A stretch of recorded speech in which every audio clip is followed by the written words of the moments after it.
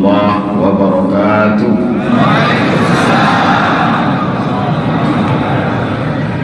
Alhamdulillah wassalatu wassalamu ala Rasulillah wa ala alihi wa sahbihi wa man tabi'ahu wa mawala.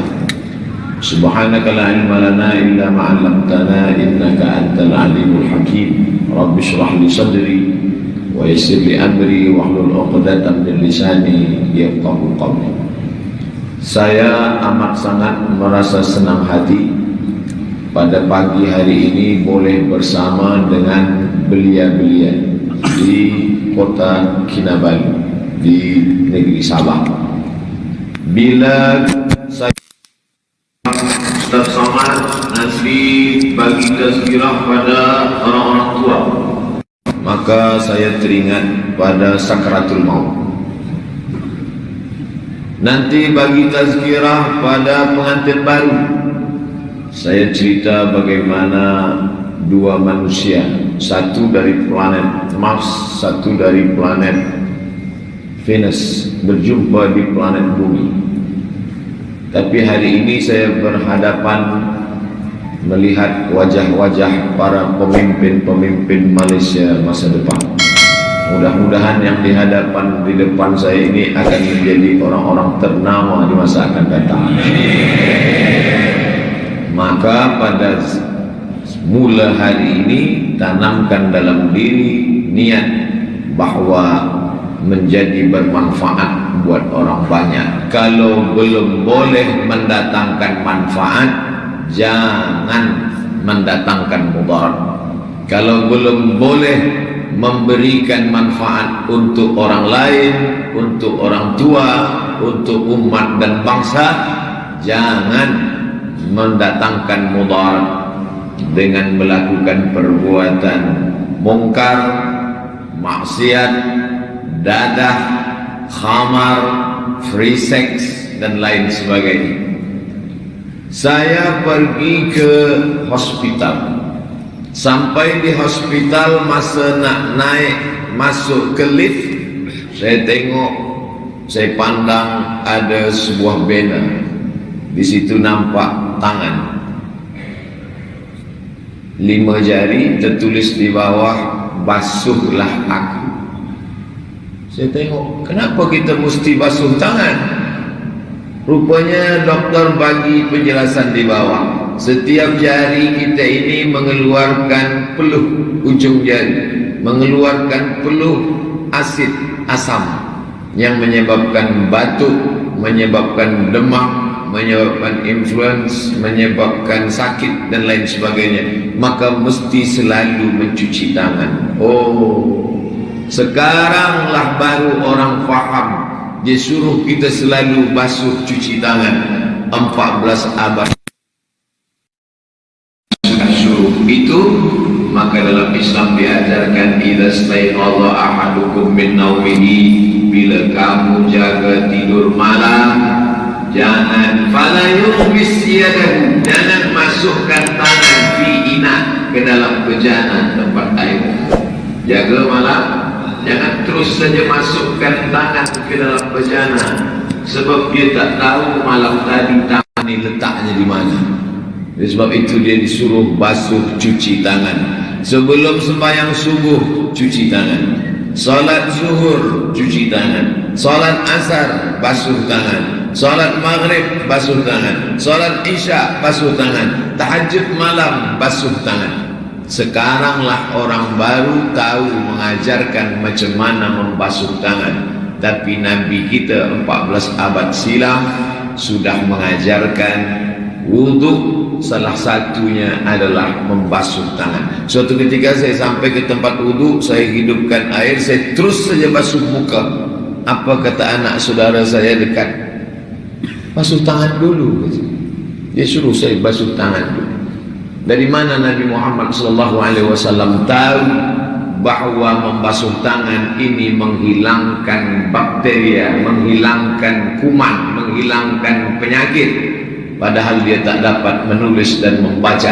Allah berjanji dalam Al-Quran, sanurihim ayatina fil afaq, kami akan menunjukkan tanda-tanda kebenaran kami Wa fi anfusikum afala tubsirun, dalam ayat lain, dalam diri kamu ada tanda-tanda kebenaran bahwa Muhammad SAW itu datang bukan dari fikiran dia, bukan dari hati dia, tapi dia adalah wa ma yantiqu anil hawa, dia bicara tidak mengikutkan hawa nafsu, in huwa illa wahyun yuha, melainkan wahyu dari Allah Subhanahu wa taala.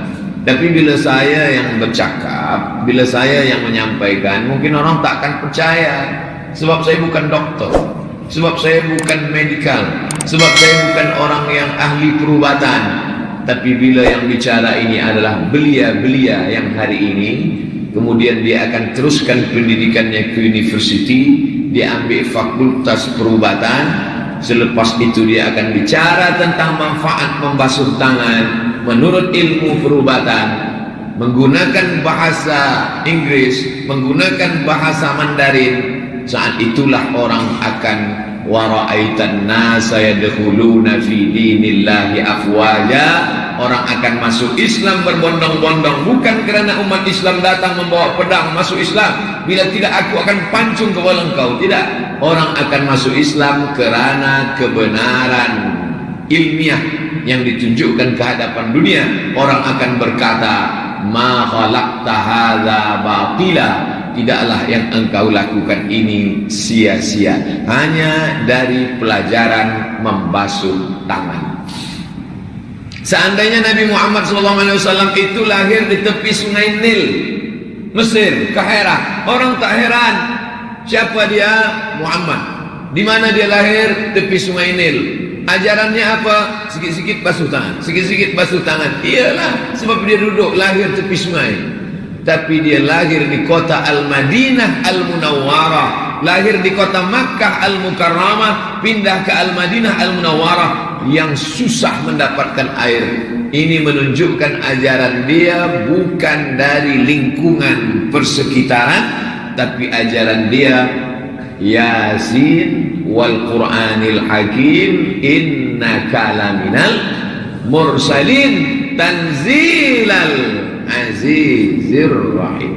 Janji Allah, innaka, ka, sesungguhnya engkau ya Muhammad, laminal mursalin, bukan manusia biasa, utusan Allah. Mana buktinya? Hari ini orang berkata, mana Jibril, mana Tuhan, mana surga, mana neraka.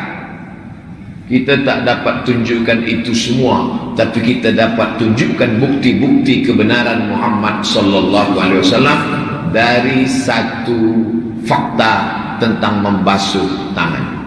Kita teruskan. Saya kumpulkan dari pembicaraan saya dengan jamaah, dengan dokter, dengan pakar-pakar, dengan ahli-ahli perubatan yang mengungkapkan bagaimana kehebatan agama Islam yang tak mungkin ditangkap oleh akal pikiran manusia yang pendek. Apa kata pepatah orang Melayu? Kalau galah panjang sejengkal, jangan laut hendak diduga. Galah, orang Sabah sebut galah juga. Kalau galah panjang sejengkal, jangan laut hendak diduga. Kalau hendak mengukur laut dengan galah, tak akan mungkin. Apa maknanya? Akal kita yang panjang sejengkal, lalu kita kemudian nak memikirkan di mana Allah, mana Allah. Tafakkaru fi khalqillah, pikirkanlah ciptaan Allah, jangan pikirkan tentang zat Allah. Fa innakum la tuqaddiruna qadrah, kerana kamu tak akan pernah sanggup memikirkan yang tak sanggup dipikirkan. Tak usah pikirkan, nanti kita akan gila dan pecah isi kepala. Yang perlu kita pikirkan adalah rahasia-rahasia di balik ajaran Muhammad sallallahu alaihi wasallam. Pasal membasuh tangan, rupanya hikmah yang luar biasa. Selepas tangan dibasuh sudah bersih, hilanglah bakteria, penyakit, zat-zat yang ada di tangan yang boleh memudaratkan. Lalu kemudian memasukkan air ke dalam mulut, namanya madmadah, kumur-kumur, terus saja masuk ke hidung. Inilah yang diajarkan Nabi. Laula an asyqa ala ummati, kalau tidak memberatkan bagi umatku, la amartuhum bisiwak, aku suruh mereka siwak, menggosok gigi, inda kulli salat, setiap salat. Hari ini para dokter mengingatkan anak-anak kita, gosok gigi lepas makan, bangun tidur pagi, lepas sarapan pagi, lepas lunch, lepas dinner, nak tidur malam. Tapi ternyata ajaran orang modern belum seberapa, mungkin 3-4 kali. Tapi dulu 14 abad yang lalu, Nabi kami yang tak mengenal modern seperti saat ini sudah mengajarkan lebih banyak daripada nasihat para dokter di zaman modern. Apa kata dia? Laula an asyqa ala ummati, kalau tidak memberatkan bagi umatku la amartuhum bisiwak, aku suruh mereka menggosok, membersihkan gigi inda kulli salah, setiap hendak solat. Makanya kadang jangan heran bila kita lihat ada imam meletakkan siwak di tepi poket kantung. Luruskan saf, luruskan saf. Dia pun gosok. Itu bukan dia buat-buat, itu sunnah Nabi Muhammad SAW. Dan Nabi sebelum meninggal dunia pada hari Isnin, Nabi lahir hari Isnin, Nabi hijrah dari kota Makkah hari Isnin, Nabi sampai di Kuba hari Isnin, Nabi meninggal dunia hari Isnin, Nabi puasa sunat hari Isnin. Mudah mengenang Nabi Muhammad SAW.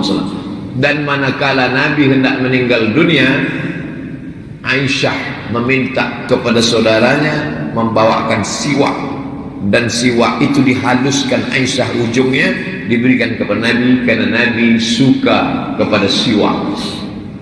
Man akala basalan, siapa yang makan bawang merah, au sauman bawang putih, falyatazil masjidana, jangan dekat-dekat masjid kami.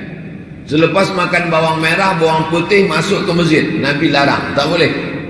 Bersihkan dulu mulut, sebab malaikat terganggu. Li'annal malaikata tata'adza, malaikat terganggu dengan bau yang keluar dari mulut. Dekat sembahyang dengan orang sebelah, awalnya dia ingat Allah, lama-lama ingat bawang. Sebab mau mulut kita. Innal malaikata, malaikat tata'adza, malaikat terganggu. Makanya Nabi tatayyub, mensunnahkan menggunakan minyak wangi, wangi-wangian, harum-haruman. Bahkan di majlis para habaib, tazkirah dimulai, hiduplah asap, hidup asap, bukhur diambil dari kayu gaharu yang menyalakan api, lepas itu asap harum semerbak. Oh, asap. Rupanya di atas dipasang alat, bila ada asap dia terus keluar air. Nauzubillah.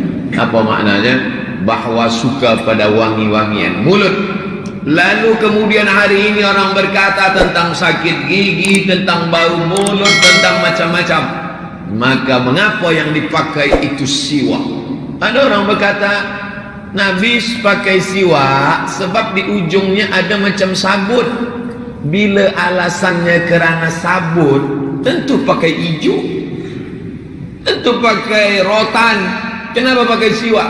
Setelah diadakan research, hari ini dibuktikan ternyata di dalam kayu siwak ditemukan berbagai macam, lebih dari 100 kandungan yang menghilangkan sakit gigi, ulat gigi, bau mulut, panas dalam, segala macam. Oleh sebab itu, ini semua bukti-bukti kebenaran Nabi Muhammad sallallahu alaihi wasallam. Kalaulah umat ini sibuk memikirkan manfaat gosok gigi, kalaulah umat ini menggunakan akalnya untuk memikirkan apa kandungan dalam kayu siwak, maka tak perlu umat ini berkelahi masalah kunut subuh, masalah bismillah jahar sir, masalah khilafiyah Hanafi Maliki Hambali Syafi'i yang dulu sudah ratusan tahun menyebabkan umat ini terpecah belah. Ini sampai tak nak bertegur sapa dengan ini. Sebab apa? Masalah kenduri arwah sampai apa tak sampai. Ini masalah lama. Bagi yang meyakini sampai, buat. Bagi yang meyakini tak sampai, tak usah buat. Jangan salahkan orang lain. Nanti yang tak percaya, kita buat. Siapa yang tak percaya bahawa kenduri itu sampai, kita buatkan untuk dia. Bila tak sampai, cepat-cepat bagi tahu. Khilafiyah masalah ini tak pernah selesai.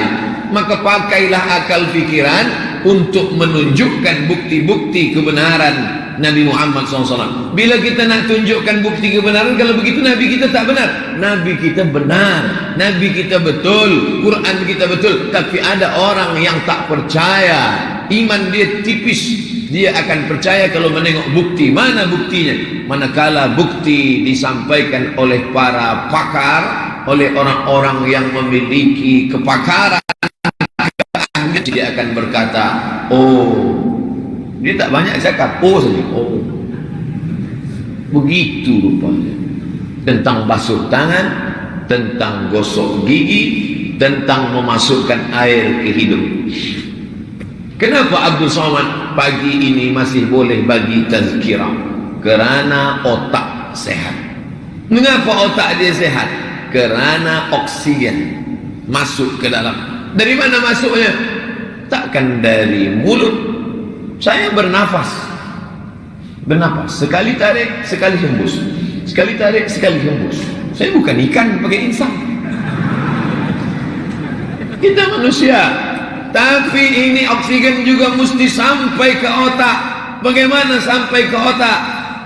Darah menyembur dari jantung, darah membawa vitamin, darah membawa oksigen, darah membawa udara, darah mesti naik ke otak. Sekarang darah itu kental.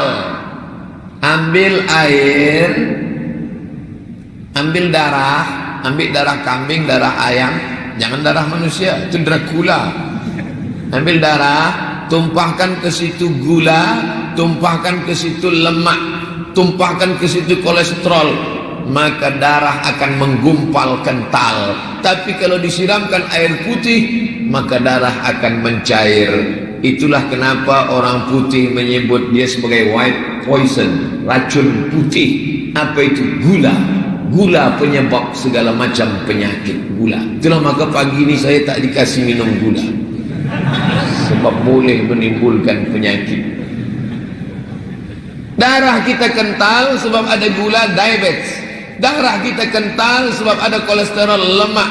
Maka oksigen terhambat untuk naik dari jantung naik ke otak. Maka bagaimana supaya dia cepat? Nabi mengajarkan engkau tarik masa menarik ke hidung, membantu dia naik ke atas, bantu naik ke atas. Dan orang-orang yang sedang dalam keadaan sakit, demam, panas, dalam influenza, maka bila dia tarik terasa lapang. Tapi sakit Pak Ustaz, sikit tak apa. Cuba siapa yang agak-agak sakit sikit, susah bernafas, ada dahak, kahak, maka tarik kan, bersih, terasa lapang. Nah ini siapa yang mengajarkan sekarang? Sekarang baru diajarkan orang di hospital, di rumah sakit, bicara terapi segala macam. Tapi zaman dulu sudah diajarkan Nabi Muhammad sallallahu alaihi wasallam. Idza kuntum ila shalah, kalau kamu hendak melaksanakan salat, faghsilu wujuhakum, basuh muka. Tidak ada muka orang yang paling bersih di dunia ini selain daripada muka orang Islam. Subuh basuh, zuhur basuh, asar basuh, maghrib basuh, isya basuh, tahajud basuh, duha basuh. Ada orang Islam yang sembahyang tak membasuh mukanya. Ada, tayammum. Dia tak boleh kena air. Doktor dah bagi tak boleh kena air. Kalau kena air mati.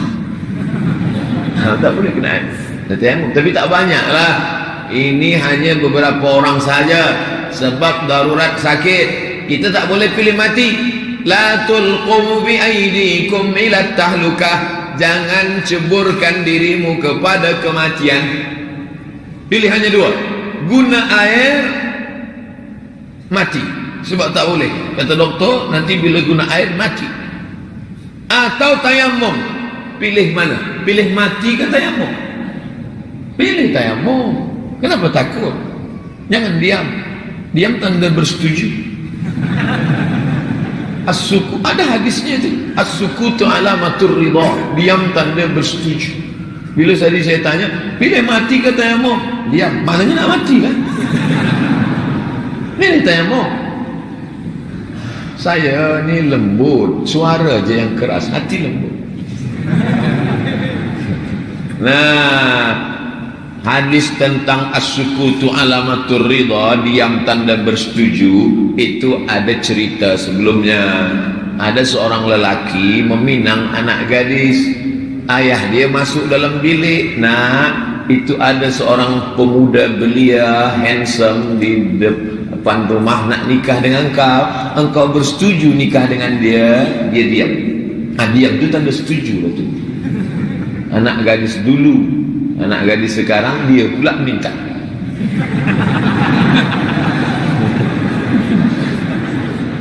Nah, kenapa kita berbelok pasal nikah pula?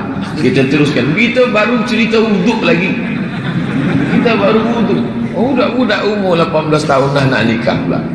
Kita cerita wuduk lagi. Wuduk dulu, lepas tu tayamum, lepas tu solat, lepas itu buka puasa, baru akad nikah. Apa maknanya? Basuh muka. Hari ini kita tengok orang ingin muka cerah terang benderang, dipakai berbagai macam ubat supaya putih, supaya cantik, supaya handsome. Pakai hari ini putih, esok kulit mengelupas macam ular bersalin kulit. Cuba tengok di internet, macam-macam. Wala udillannahum, aku sesatkan mereka. Wala umanniyannahum, aku buat mereka berangan-angan. Bila engkau pakai ini, engkau tampak lebih putih. Bila engkau pakai ini, dapat lebih. Padahal cahaya wajah disebabkan wuduk, cahaya disebabkan tahajud, cahaya wajah disebabkan.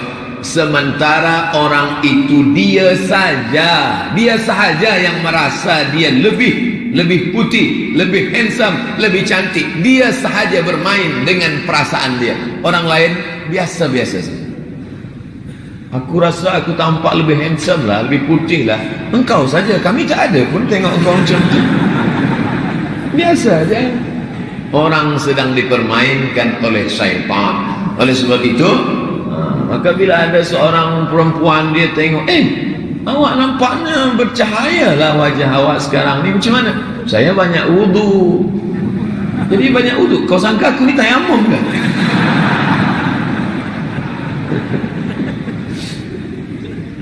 Kecantikan bukan pada physically, tapi kepada batin, kepada hati, kepada roh, kepada jiwa, kepada nafsu mutmainnah. Tapi tetap kita basuh muka. Jangan sebab ini nanti lepas lagi belia-belia di Sabah yang mandi pagi. Cikgu tanya, awak tadi tak basuh muka? Kecantikan di dalam hati. Islam ni mengajarkan ada zahir, ada batin.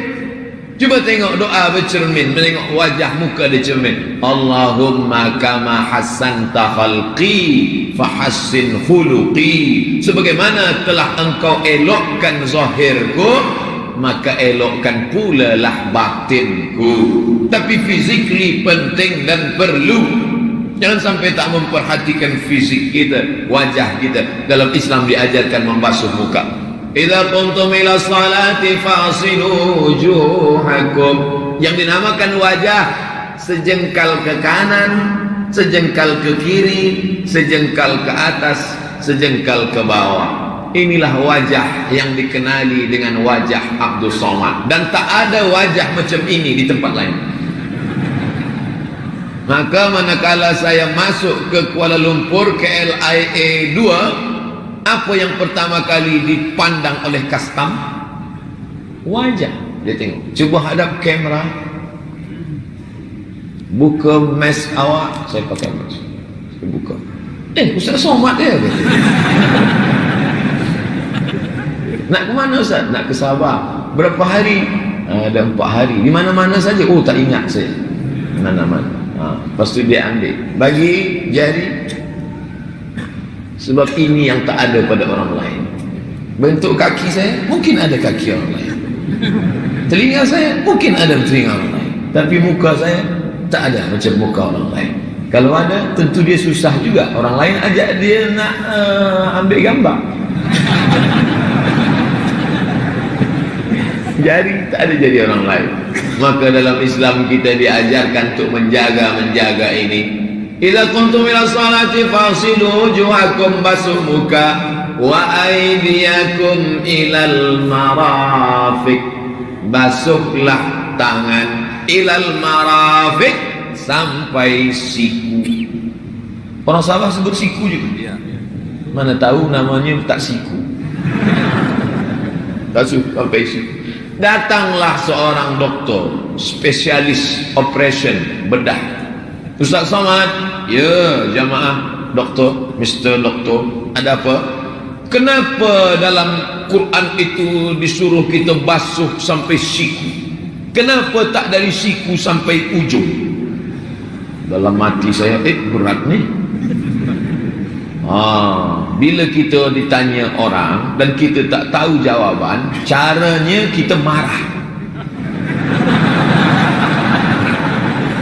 Jangan tanya-tanya, sudah begitu dari Allah. Banyak tanya, masuk neraka. Wak ni macam Bani Israel lah. Aku tanya-tanya, Allah suruh sampai siku, buat sampai siku, jangan sampai ketiak. Ustaz Samad, kami doktor-doktor bila nak buat operation, kami pun basuh tangan juga. Jadi doktor-doktor bila nak buat operation basuh tangan? Ya, kami basuh tangan, dan kami basuh tangan dari ujung ke bawah. Kami hidupkan air, kami basuh tangan ke bawah. Macam dalam Quran. Iya. Kenapa tak ke bawah? Nasib baik doktor tu tak balas saya. Sebab dia segan. Cuba kalau dia balas balik. Kenapa doktor-doktor nak operation basuh tangan ke bawah, tak ke sini? Jangan tanya-tanya, kata dia. Ustaz Somad, bila kami basuh tangan ke bawah, maka segala macam bakteria, kuman, penyakit menggantung di ujung jari. Bila jari kami yang banyak kuman, bakteria, penyakit ini kami pegangkan pada kulit yang luka, maka sakit bertambah-tambah, bengkaklah luka dia. Maka kami basuh ke bawah supaya air turun ke bawah, yang ujung ni bersih. Subhanallah, Masya Allah. Saya terkagum-kagum, tapi saya tak nampakkan, saya pura-pura. Dalam hati saya, hebat juga dia. Masya Allah, tabarakallah. Hari ini orang membasuh tangan sebelum nak bedah, nak belah, nak operation orang, maka dia bersihkan dulu, mengikut supaya tangan ini bersih sesuci-sucinya orang Islam. Jadi bila kami hidupkan air, lepas tu dari siku, wuduk kami sah apa tak sah? Sah. Kita tak bicara sah tak sah. Sah. Hidupkan air, lepas tu dari siku ke bawah, sah. Tapi dalam Quran tak cakap begitu. Wa aydiyakum ilal marafiq, ujung tangan sampai siku. Bila dia buat dari siku sampai ke ujung, sah. Jangankan siku sampai ke ujung, pergi dia ke tepi pantai di Kinabalu, nawaitu raf'al hadasil asghari listibahati salati fardu alaillahi ta'ala, masuk dia, sah. Masuk ke swimming pool, kolam tempat berenang, lalu kemudian masuk, lepas tu naik dia ke atas, sah tak wuduknya? Sah. Kata siapa?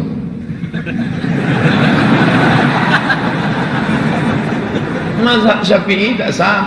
Mazhab Syafi'i ada tartib: muka, tangan, kepala, telinga, kaki, tartib. Arti tartib itu apa? Berurutan. Muka dulu, tangan dulu, kepala dulu, telinga dulu, kaki. Awak masuk ke swimming pool boleh ke macam tu? Boleh melompat muka dulu, lepas tu belah tangan, boleh. Mazhab Syafi'i batal. Bila ada belia-belia balik daripada sini, masuk dia, nawaitu raf'al hadasil asghari listibahati salati, nawaitul wudu lillahi ta'ala, masuk ke dalam. Batal. Tapi mazhab Hanafi sah. Kerana kata mazhab Hanafi, wa dalam ayat itu laisa litartib, bukan untuk berurut-urutan. Idza qumtum ila salati faghsilu wujuhakum wa aydiyakum ilal marafiq wa sahwu bi ru'usikum wa arjulakum ilal ka'bain. Wa dalam ayat itu bukan untuk berturutan, kata mazhab Hanafi. Saya datang bukan nak rosakkan mazhab Syafi'i di Kinabalu. Jangan nanti lepas ni balik semua report pada MUIS, Majlis Ulama Islam Sabah, Ustaz Somad jangan lagi jemput hadir di Kinabalu sebab dia buat kami wuduk semua nak masuk ke laut. Saya cerita tentang mazhab, bahawa cara ni banyak, tapi sampai hari ini saya tetap pakai wuduk mazhab Syafi'i. Nak dia basuh ke bawah sah, nak dari siku ke ujung jari sah. Tapi kita kaji tentang hikmah, mengapa ternyata ada rahsia-rahsia yang ditunjukkan oleh Allah Ta'ala kepada orang hari ini, dan yang mengungkapkan itu bukan alim ulama tapi orang-orang berilmu. Betul. Innama yakhshallaha min ibadihil ulama. Yang takut kepada Allah adalah orang yang berilmu. Ada ilmu tafsir, ada ilmu fiqh, ada ilmu hadis, ada ilmu akidah. Itu membuat takut. Tapi ada ilmu lain yang juga membuat takut. Ilmu perubatan, ilmu perundang-undangan, ilmu macam-macam ilmu. Inna fi khalqis samawati, dalam langit, wal ardi. Ini dia ayatnya. Inna fi khalqis samawati wal ardi wa ikhtilafil laili wan nahar la ayatin li ulil albab. Sesungguhnya dalam penciptaan langit, berpikir tentang langit, datang ilmu yang disebut dengan astronomik. Wal ardi, penciptaan bumi, geologi. Waqtilafil laili wan nahar, perputaran silih berganti siang dan malam. La ayat, itu ayat. Selama ini kita tahu ayat kursi, ayat Al-Fatihah, ayat surat Al-Baqarah, Al-Imran, An-Nisa, Al-Maidah, Al-An'am, Al-Anfal. Tapi ada ayat lain, bukan yang tersurat tapi ayat yang tersirat. Maka nanti bila nampak belia-belia di Sabah memandang langit, awak tengok apa? Aku sedang membaca ayat-ayat Allah. Inna fi khalqis samawati wal ardi wa ikhtilafil laili wan nahar la ayat. Itu semua ayat-ayat li ulil albab, bagi orang yang berfikir. Siapa itu? Alladzina yadhkuruna Allah, orang yang berzikir mengingat Allah. Qiyaman, waktu tegak, wa qu'udan, waktu duduk, wa ala junubihim, waktu berbaring pun dia berfikir mengingat Allah Subhanahu wa taala. Kenapa ayat ini yang dipilih di atas masjid yang cantik dan indah ini? Tanyalah pengurusi masjid. Nanti lepas ni tanya, Assalamualaikum pengurusi masjid, kenapa ayat ini dipilih? Kata pengurusi saya baru. Insyaallah, tabarakallah. Selepas membasuh tangan, fangsilu, bila kuntum ila salati fangsilu wujuhakum wa aydiyakum ilal marafiq wamsahu. Coba tengok, kalau muka fangsilu, kalau tangan fangsilu, tapi kepala wamsahu. Beza. Kalau muka fangsilu, basuh. Kalau tangan fangsilu, basuh. Tapi kepala bukan fangsilu, wamsahu, sapu. Jangan nanti kepala nak basuh juga, hidupkan air. Kepala bukan basuh, sapu. Wamsahu biru'usikum, sapu kepala kamu. Tak ada ayat menyebut sapu rambut kamu, yang ada sapu kepala kamu. Cuba kalau turun ayatnya sapulah rambut kamu. Bayangkan orang yang gondol, macam mana dia? Tak sah sembahyang dia. Tapi Allah Maha Adil, kata Allah, sapulah kepala kamu. Maka siapa yang menyapu rambutnya, dia sudah menyapu kepalanya. Tapi yang menyapu kepala belum tentu menyapu rambut. Sapulah kepala kamu. Tak, kata Allah, sapulah rambut kamu. Ini anak-anak belia, pemuda-pemuda dari Kinabalu Sabah, dia dah handsome, dia dah sikat rambut, baru ingat belum ambil sembahyang. Macam mana ni? Takkan rosak rambut yang dah elok ni? Dia ambil air sikit aja.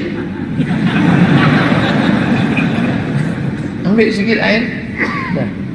Sah ke tak sah? Kata siapa?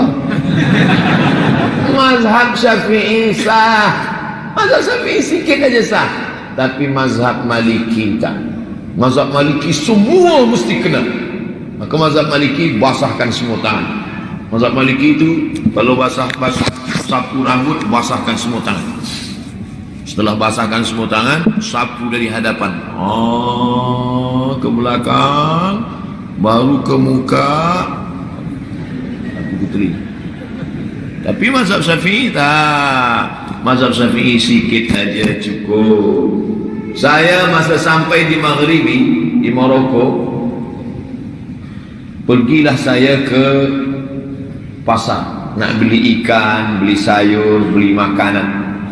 Terdengar suara azan zuhur. Hayya 'alas salat.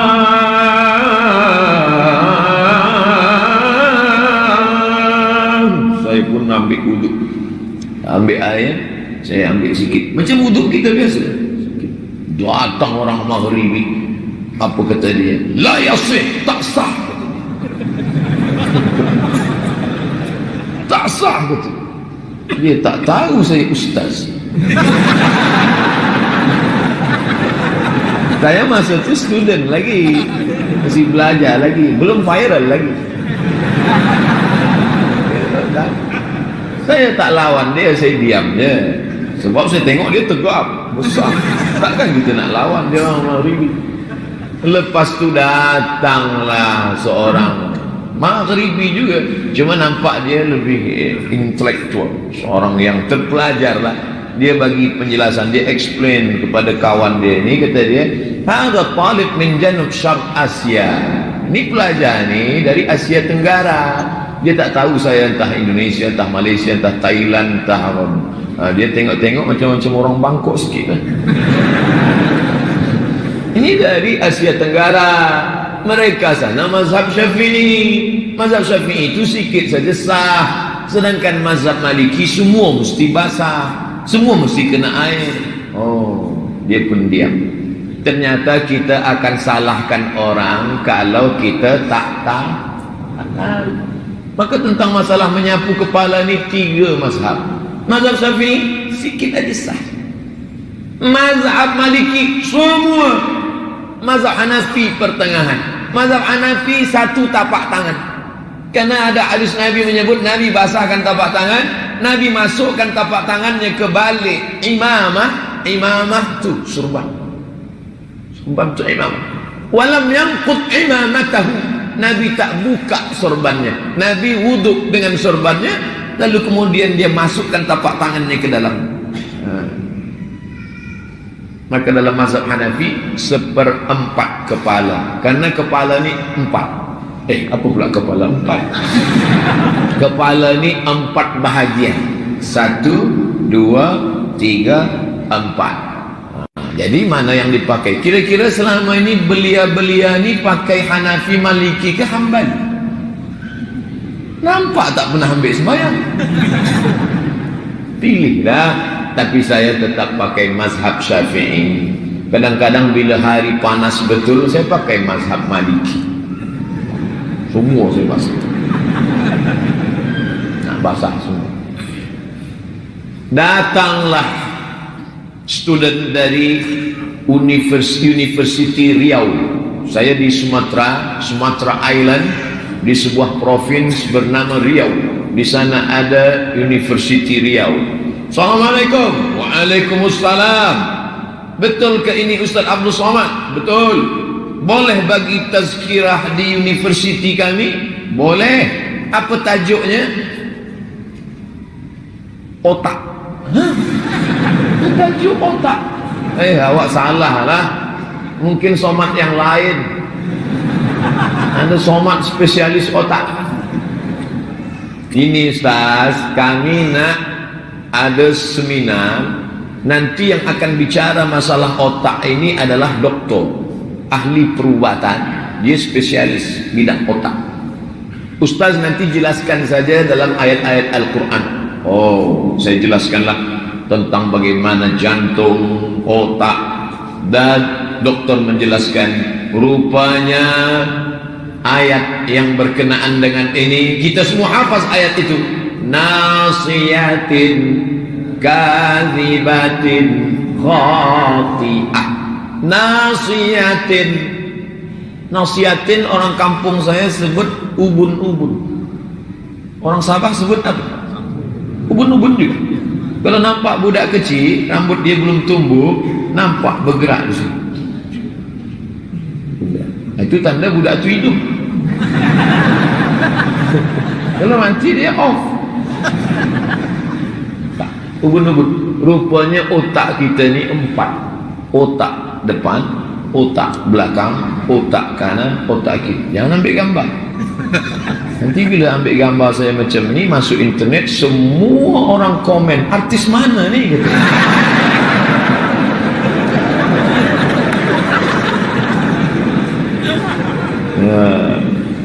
Jadi Ustaz Somad, kata doktor dari Universiti Riau tadi, spesialis otak tadi, kata dia otak kita ni 4 Ustaz Abdul Somad. Bagian depan, kanan, kiri, belakang. Yang berfikir itu otak bagian depan. Berfikir macam mana balik nanti apa nak buat program, berfikir macam mana nanti bila dah besar nak jadi apa, berfikir depan. Maka bila orang makan haram, bila kita makan sepiring nasi kuning, nasi gurih, nasi lemak haram, sepiring nasi itu menjadi setetes darah, darah itu masuk ke tangkai jantung, jantung menyemburkan darah naik ke otak, dan otak isinya haram. Jangan heran bila ada pemuda belia isi otaknya haram. Bila kita bercerita dengan dia 10 minit, 2 minit aja yang halal, yang 8 minit itu haram. Yang salah bukan dia, yang salah mak bapak dia sebab bagi makan haram. Orang Islam disuruh menyapu kepala 5 kali sehari. Rupanya kata dokter tadi, Ustaz Somad, di dalam kepala manusia ini semuanya Allah ciptakan automatically, semacam alat scanner. Dia scan otak ni sekali sehari 5 kali. Scan. Macam kita pergi, macam perempuan, maaf, perempuan sedang hamil, dia ada scan. Dia scan. Ini nampaknya dah 40 minggu ni. Kenapa budak ni tak bergerak? Dia cek, tidur pagi. Ada budak-budak ni dari dalam kandungan dah tidur pagi. Sampai pagi ni dia tidur juga. Ada manusia ini yang diuji Allah Subhanahu Wa Taala ketika dalam kandungan sudah ditampakkan ada yang cacat, ada maaf yang tak sempurna. Kalau di barat, orang Europe, orang Amerika, bila dia tengok ini cacat tak sempurna, kata dia gugurkan, sebab tak ada guna dia hidup. Nanti kalaupun hidup dia hanya menyusahkan orang tua dia saja. Dan ini terjadi pada seorang anak. Kata doktor tengok dia, tak ada guna budak ni hidup, kita bunuh je lah. Kata mak dia tak sampai, jangan doktor, kita gugurkan dia, aborsi. Jangan, nanti anak kamu cacat, tak apa, biarlah dia besar, aku akan jaga dia. Dijaga anak itu sampai besar, dan hari ini menjadi anak penghafal Al-Quran. Beberapa bulan lepas saya dimaklumkan, dibagi tahu, anak ni dulu Ustaz, kata dokter, anak tu lahir dan hafaz Al-Quran. Doktor yang kata ini cacat sampai sekarang tak hafal Quran. Doktor jangan sakit hati, sebab tadi dia kan dah saya bagi kelebihan, sekarang kekurangan sikit. Itulah kalau ilmu lebih tapi zikir kurang. Orang kalau terlampau banyak fikir, kurang zikir, itulah jadi fikir, zikir kurang. Makanya dibuat di sini. Wa yatafakkaruna fi khalqis samawati wal ard. Zikir dan fikir. Hatinya berzikir, otaknya berfikir. Diamnya fikir, geraknya zikir. Kalau dia bergerak, zikir. Kalau diam, fikir. Makanya kalau ada kawan sebelah diam dari tadi, itu fikir. Dia fikir, di mana makan siang. Oleh sebab itu maka seimbang antara zikir dan fikir. Maka Allah bagi ada alat scanner automatically di kepala. Islam pun pula zahirnya nampak bersih kepala. Betul dalam hadis Sunan Ibni Majah. Awak dapat ni dari mana? Quran. Selepas Quran apa? Sahih Bukhari. Di bawah Sahih Bukhari apa? Sahih Muslim. Di bawah Sahih Muslim apa? Sunan Abi Daud. Lepas itu apa? Sunan Nasai. Lepas tu Sunan Tirmizi. Lepas tu Sunan Ibni Majah. Ahlus Sunnah wal Jamaah memakai hadis 6 kitab. Namanya Kutub Sittah. Wahid, Isnin, Selasa, Arba'ah, Khamsah, Sittah. Cara menghafaznya mudah. 2 sahih 4 sunan, 2 sahih 4 sunan, 2 sahih Sahih Bukhari, Sahih Muslim, 4 sunan awal Abu ujung Ibnu, awal Abu ujung Ibnu, Abu Dawud, Ibnu Majah, Nasai, Tirmizi. Senang saja hafaz. Sebab bila nak hafaz 6 ini, saya yang pertama ini, cuba ulang balik, tak ingat. Tapi bila cara hafaz macam ni, 2 sahih 4 sunan, awal Abu ujung Ibnu, Sahih Bukhari, Sahih Muslim, Abu Dawud, Ibnu Majah. Jadi metal pula. Nasai, Tirmizi. Nah, ini memudahkan kita untuk menghafaz supaya anak-anak kita tahu. Sebab Ahlussunnah wal Jamaah hanya memegang kitab 6.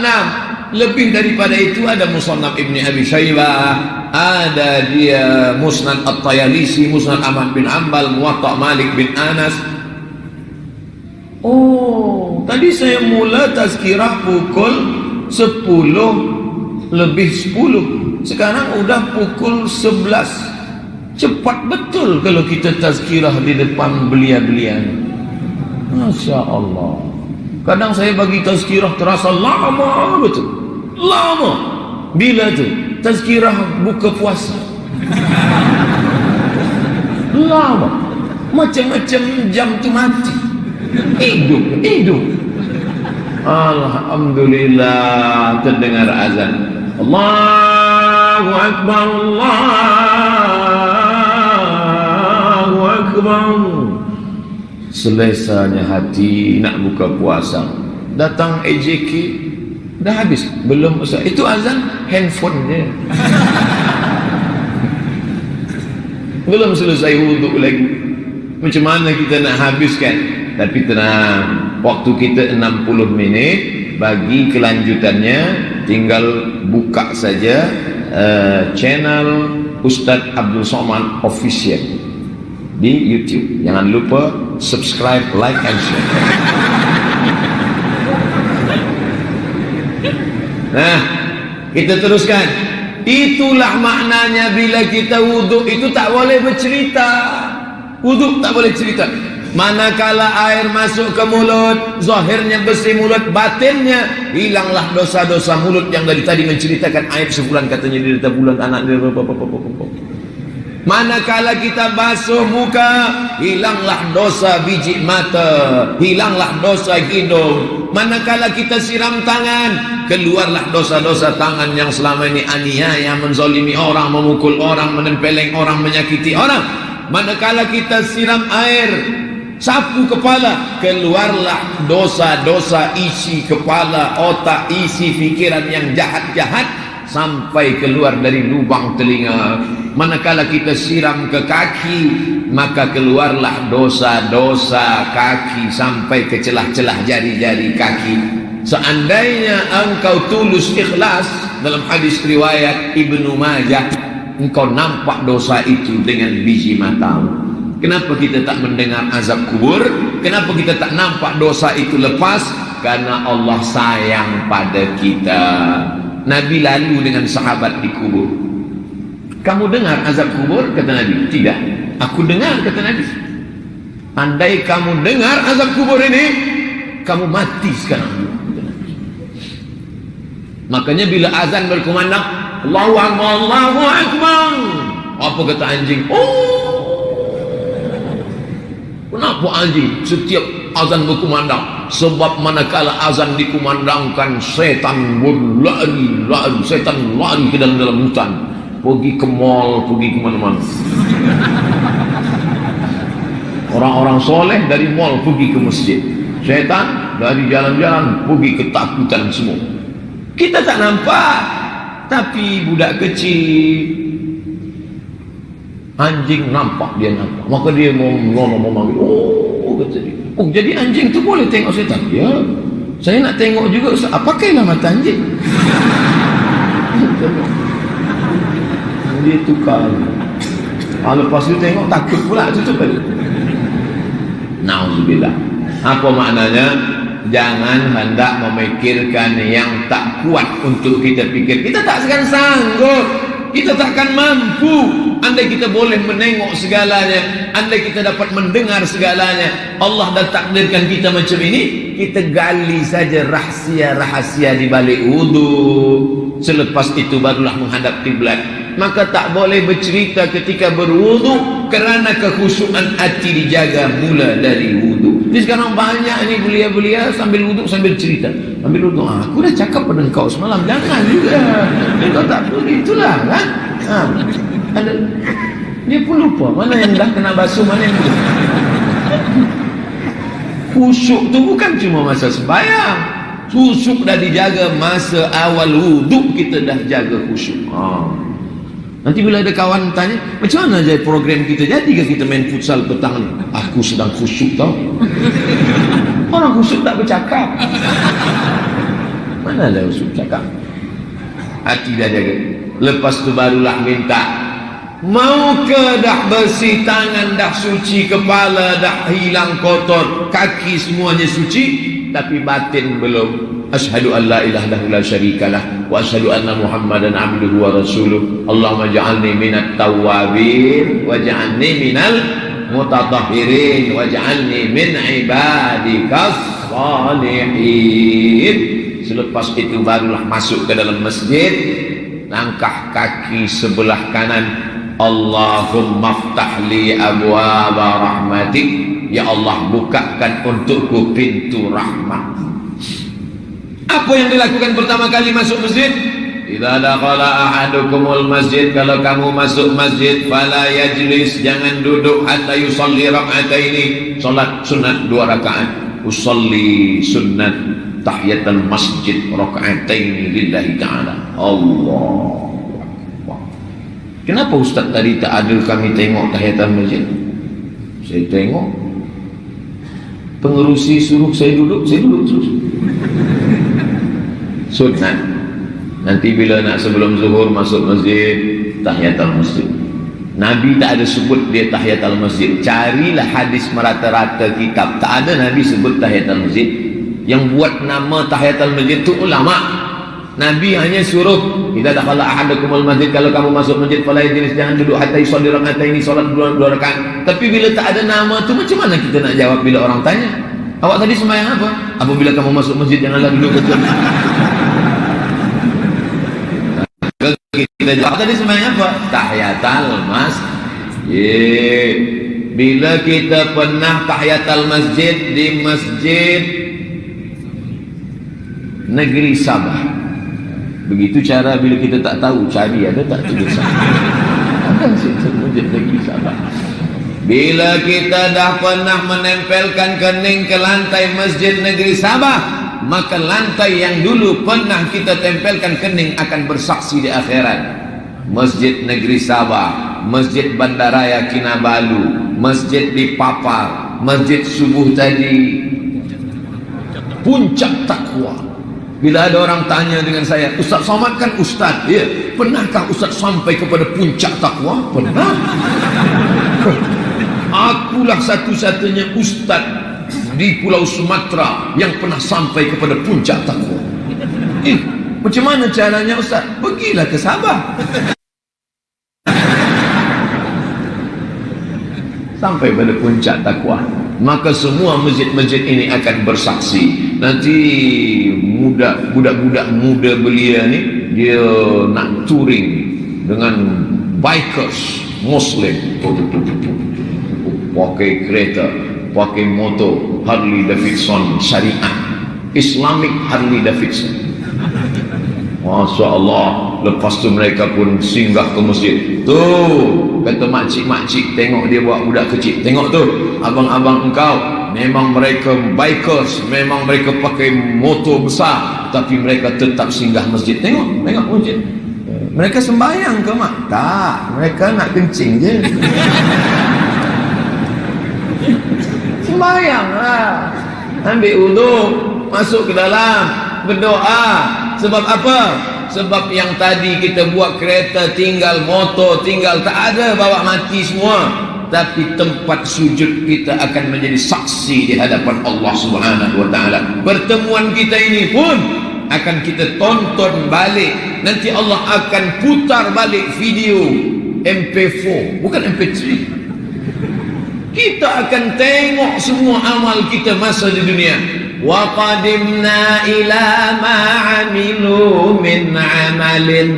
Segala amal mereka di dunia kami tunjukkan. Datang malaikat mendudukkan kita. Hei fulan bin fulan, duduk. Tonton MP4 engkau masa di dunia. Kita pun tengok. Oh, dulu saya ada dengar tazkirah Ustaz dalam Abu Samad. Engkau dah nampak gambar engkau? Sudah. Yang mana? Itu yang tertunduk. Tidur tak khusyuk. Bolehkah lidah menjawab masa di hadapan Allah? Al-yawma nakhtimu ala afwahihim wa tukallimuna aydihim wa tashhadu arjuluhum bima kanu yaksibun. Surah apa tu? Yasin. Itu maka tiap-tiap malam suruh baca Yasin. Pakcik baca Yasin? Ya. Pakcik baca Yasin? Ya. Puan baca Yasin? Ya. Kenapa baca Yasin tiap malam? Entah. Baca Yasin tiap malam supaya ingat bahawa segala amal kita akan ditunjukkan dan lidah kita tak boleh menjawab. Iya ke kita ni bila dah mati boleh hidup lagi Ustaz? Hidup. Mana dalilnya? Yasin. Datang Asi bin Wa'il membawa tulang. Ya Muhammad, ayuhi rabbuka hadzal 'idhama ba'da ma baliya wa ramma. Apakah Tuhanmu boleh menghidupkan tulang yang hancur ini, yang sudah putih ini, tak ada lagi dagingnya, tak ada lagi darah kulitnya? Boleh Tuhanmu menghidupkan lagi? Nabi Muhammad diam. Nabi tak boleh menjawab bila tak datang Jibril membawa wahyu. Manakala datang Jibril membawa wahyu, Qul, katakanlah. Qul pakai qaf. Qul, katakanlah. Tapi kalau qafnya tak betul, qul, makanlah. Makanya mengaji. Qul huwallahu ahad. Qul, katakanlah Allah itu ahad, esa, tunggal, tak berbilang. Tapi budak-budak sekarang tak mengaji. Qul huwallahu ahad, makanlah Allah. Rubbatalil Quran wal Quranu yal'anuh. Berapa banyak orang baca Quran dilaknat oleh Quran. Ma'udzubillah. Awak kenapa tak baca Quran? Saya takut dilaknat, maka saya diam lagi. Oh, lebih kena laknat lagi.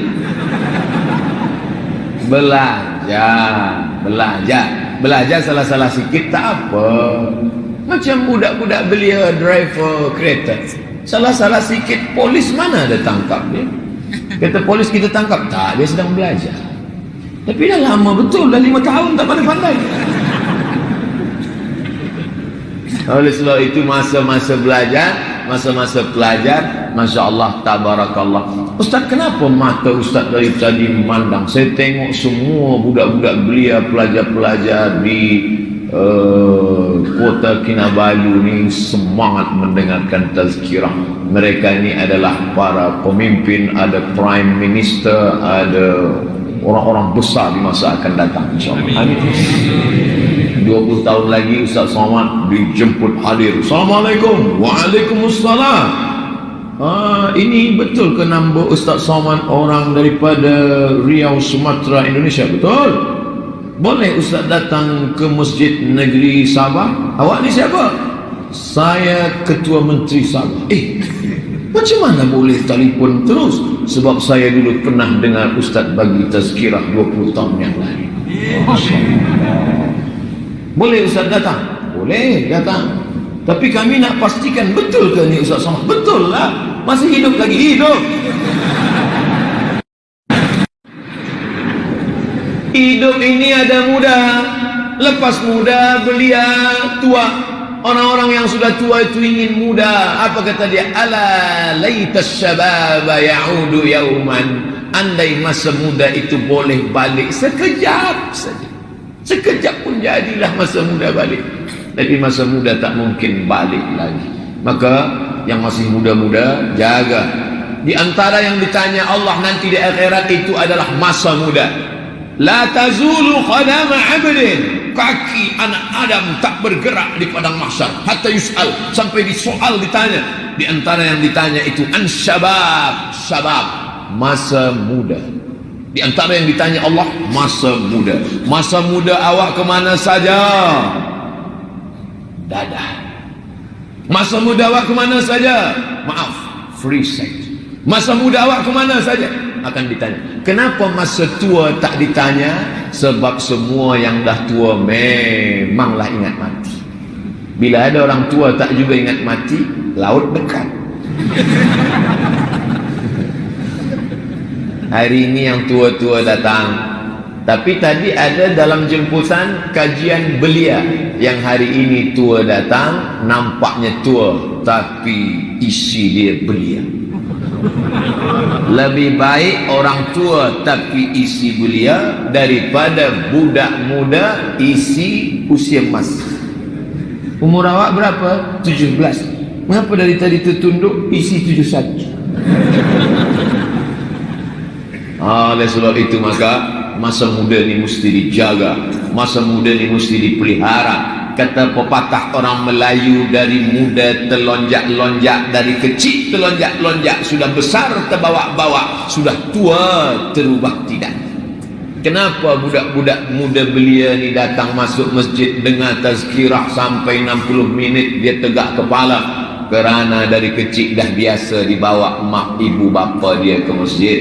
Maka bila di masjid itu ramai budak kecil, banyak anak kecil di masjid berlari-lari, melompat-lompat, menjerit-jerit, biarkan. Berarti masjid itu 20 tahun, 30 tahun akan datang tetap ramai dengan solat berjamaah. Tapi kalau di masjid sunyi, tak ada budak-budak, tak ada budak belia, yang ada di masjid itu batuk aja. Alamat kiamat sudah dekat.